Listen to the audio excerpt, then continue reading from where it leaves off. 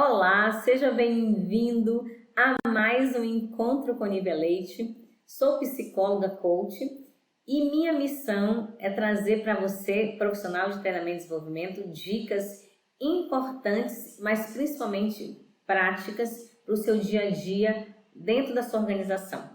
E hoje eu estou aqui para falar de um tema simples, mas de fundamental importância nos resultados das auditorias internas de treinamento, que é dossiê de treinamento, como organizar. Primeiramente, eu devo pensar o seguinte: quando eu trabalho numa empresa que é certificada na norma 9001, eu preciso comprovar que todos aqueles colaboradores que atuam naquela organização, eles são competentes para estarem naquele cargo. O que isso significa? Que eles tenham os 3 elementos que descrevem a palavra competência segundo a norma: conhecimento, habilidade e atitude. Como é que eu vou registrar esses 3 elementos consecutivamente? Primeiramente, eu vou pensar o que é o conhecimento dentro da norma. O que significa isso? É aquela parte de tudo que nós adquirimos de estudos durante a nossa vida. Se eu fiz uma graduação, é um conhecimento. Uma pós-graduação é conhecimento. Cursos técnicos é conhecimento. Cursos de aperfeiçoamento são conhecimentos. Então, esses são uns dos registros que nós precisamos guardar para apresentar aos auditores da qualidade. O segundo elemento da competência é a habilidade. Como é que eu vou comprovar que essa pessoa realmente tem habilidade para fazer esse trabalho? Simples, né? Através da sua experiência.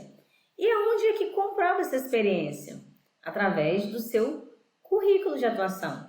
Então, lá no currículo ele vai falar: olha, a Nívia foi analista de treinamento e desenvolvimento por 5 anos em tal empresa. E ela desenvolvia nessa empresa tais responsabilidades. Então, o currículo, ele serve para demonstrar ali, como uma forma de registro, a competência de habilidade. Nívia, agora vem o terceiro elemento, que é a atitude. Como que eu posso comprovar através de registro a questão da atitude? E aí vem a avaliação de desempenho, né? Onde minha liderança, ela vai pontuar dentro daquelas habilidades que são mínimas para serem desenvolvidas no seu cargo, o que você tem ou não. E ali ele fica um registro.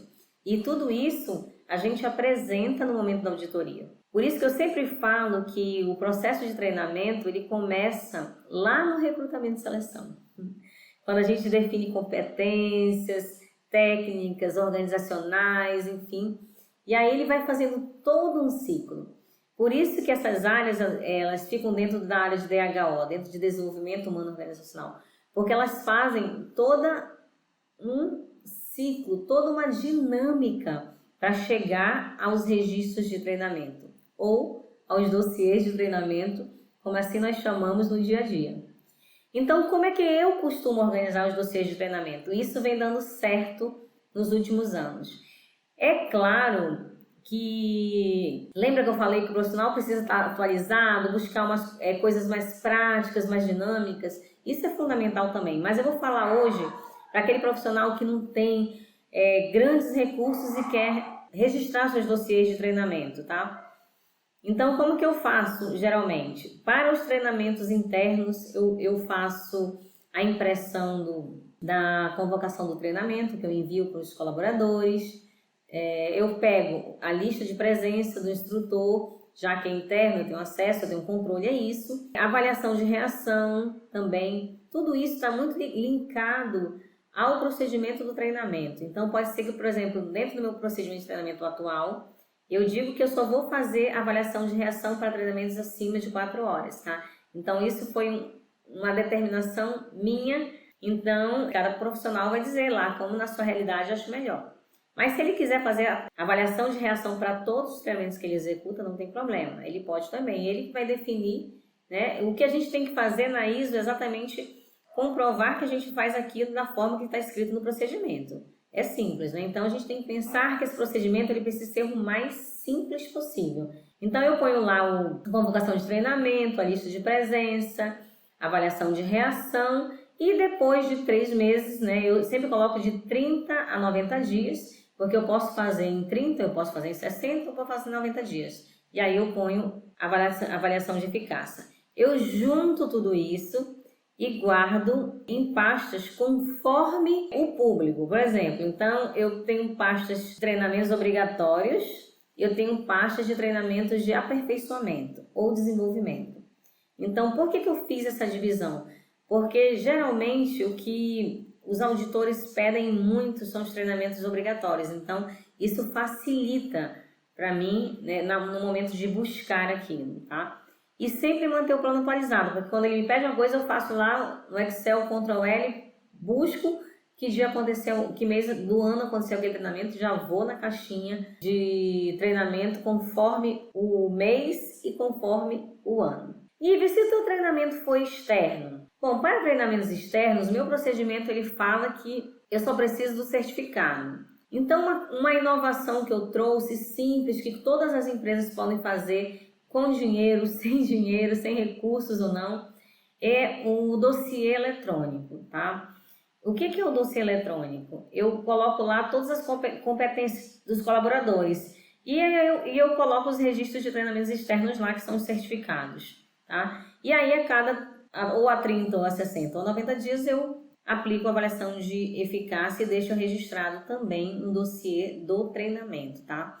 Então, gente, isso é muito importante. Organizar dessa forma vai te dar velocidade, mas principalmente segurança de que tudo está 100% correto. Gente, não tem coisa melhor do que você conseguir deixar esse processo rodando, porque ele é um processo burocrático, é uma parte muito material da área de treinamento e que a gente perde muito tempo, né? Então, a gente precisa criar estratégias para melhorar essa velocidade.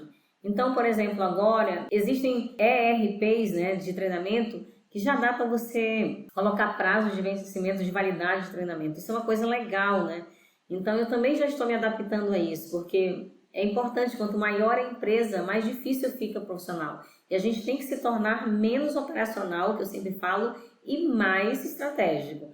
Então, tudo que você puder otimizar, começa a digitalizar tudo. Digitaliza os teus dossiês de treinamento também na rede, digitaliza o teu processo de certificados na rede, é isso que é a minha meta, que eu já consegui muito, né, nesses últimos anos. E eu garanto a você, no momento da auditoria é muito fácil, entra lá na rede, tá tudo lá e você não precisa ficar correndo atrás de pasta. E isso acaba trazendo também uma impressão muito boa para os auditores, né? Eles ficam, nossa, quanto você é organizada, quando você tem tudo isso. Então, registro de treinamento é algo sério, realmente, né? E é algo que a gente não pode negligenciar, porque isso faz com que os nossos resultados eles sejam apresentados. Não existe nada melhor do que a gente saber que a gente passou numa auditoria sem não conformidade. Isso não significa, tá? Porque eu ouço umas pessoas falando assim, mas é bom ter oportunidade de melhoria, tal, enfim. Gente, oportunidade de melhoria somos nós que temos que enxergar. Se como profissional de treinamento e desenvolvimento eu não tiver a habilidade de dizer assim, eu preciso melhorar o meu processo nisso, isso não vai fazer diferença na nossa vida. Nós não vamos fazer diferença na vida da empresa. Então isso é uma obrigação nossa, melhorar o nosso trabalho continuamente. Tirar essa frase que todo mundo acha de qualidade, que tem que ficar lá na política linda, e trazer para a prática. Eu sempre pensei dessa forma. E é isso que vai fazer você, como profissional, se tornar diferente. Porque esse processo de dossiê é tão simples, mas eu vejo muita gente pisando na bola. Vou contar uma experiência que aconteceu comigo. Eu participei de um processo seletivo numa empresa de refrigerantes. E essa empresa falou assim, Nive, olha, a gente está te contratando com uma missão.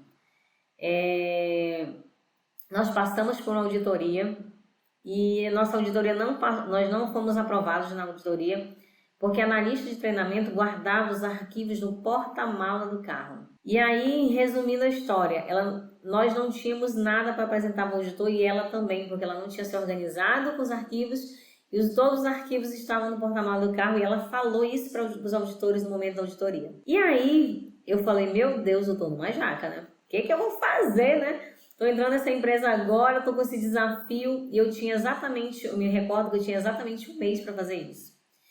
Então, se você está passando por um cenário desse, o que eu fiz? Falei, primeira coisa, eu vou levantar tudo de treinamento que foi realizado nessa empresa, para mim poder ter um registro, né? Eu não tinha nada de onde eu ia partir, né? Então, aí eu comecei a investigar em toda a empresa tudo que foi ministrado. Aí lá eu fui fazendo. Tudo que eu encontrava, de que as pessoas diziam, não, teve um treinamento em tal dia, tal, eu ia colocando no plano de treinamento e ia correndo atrás dos registros, né? Então, o que eu tive que fazer? Produzir lista de presença para esses treinamentos internos que aconteceram, produzir lista de presença, fiz avaliação de reação, fiz eficácia e foi uma correria louca, né? E aí a gente acabou sendo aprovado na auditoria de follow-up, que é quando a gente fala auditoria de follow-up, ninguém quer passar por essa auditoria porque ela é nada mais do que uma auditoria de recuperação, né? A empresa pode perder numa auditoria de follow-up a certificação da qualidade. E eu tinha essa responsabilidade muito grande. Então eu fiz lá todos os registros, coloquei todos os treinamentos em pastas suspensas por mês, tudo organizado direitinho, tá? E aí, claro, nós fomos aprovados. E uma característica que eu sempre falo que é de fundamental importância para o profissional de treinamento é que ele seja organizado e planejado. Eu falo isso sempre nas minhas lives, em todos os meus conteúdos, tá? Porque não dá para ter um profissional de treinamento, por exemplo, que guarda um arquivo na mala do carro, gente. Isso é algo seríssimo, isso é algo que não pode acontecer. A mesma coisa acontece com nossos arquivos eletrônicos. Quando você guarda o seu dossiê, os dossiês de forma eletrônica, você tem que colocar lá bem organizadinho, né? Por exemplo, no dossiê eletrônico dos colaboradores está lá a matrícula deles e o nome. Eu pesquiso pelo nome lá e eu encontro e está lá todos os certificados que eles realizaram treinamentos e foram desenvolvidos. E a mesma coisa acontece com as pastas eletrônicas dos dossiês de treinamentos, que foram os treinamentos realizados. Tem que ser dessa forma, tá, gente? Porque isso traz realmente organização. E sempre pensar, a gente não é eterno em nenhuma empresa. Como profissional, a gente tem que deixar um legado, a gente tem que deixar tudo organizado, tudo pronto. Eu sou muito metódica nesse aspecto.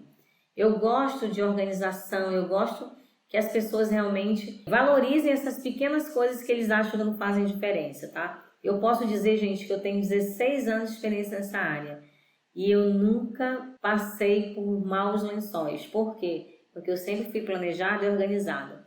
E isso é uma competência fundamental para o profissional de treinamento e desenvolvimento e nunca acumular as coisas e deixar para depois, tá?